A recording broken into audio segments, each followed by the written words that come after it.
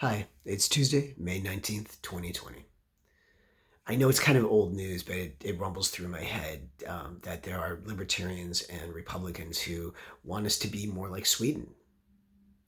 And I'm like, yeah, let's be more like Sweden. Now, of course, what they mean is we should be handling our pandemic situation more like Sweden. It's just like let everything just let people out and do whatever, go about and whatever.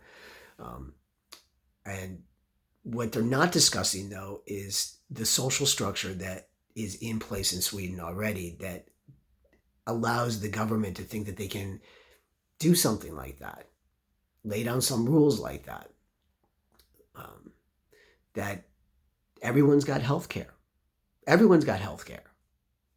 Everyone is guaranteed some kind of living. So you don't go without shelter. You don't go without food. You don't go without clothing unless you really want to.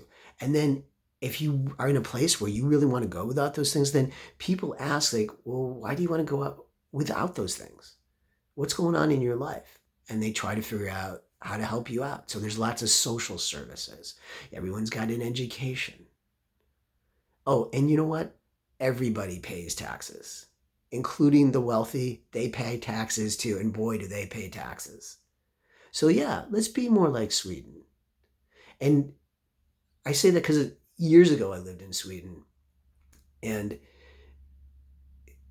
the people are different because of it. They genuinely have a sense of caring about one another. They have a sense of social responsibility to one another. Is it perfect? By no means, no. But very different than our attitudes here that our strain of capitalism has bred within us in our society.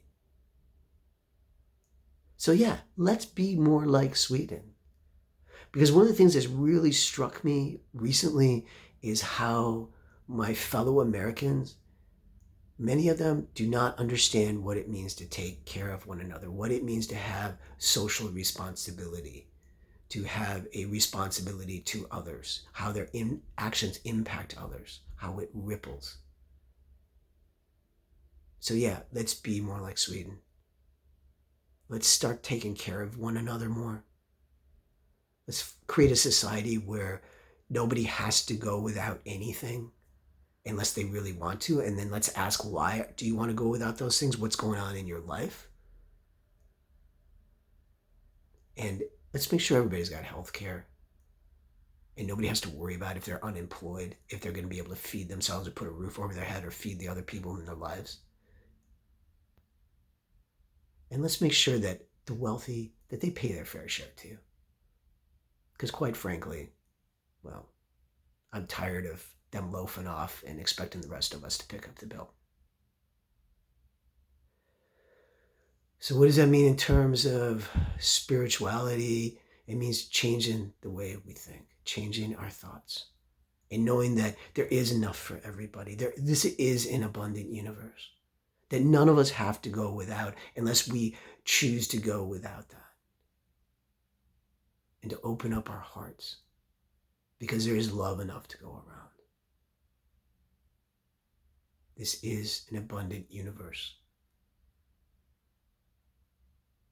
And we do have this divine intelligence at our access to help us figure out how to make all of this happen and how to care for one another and to care for our planet.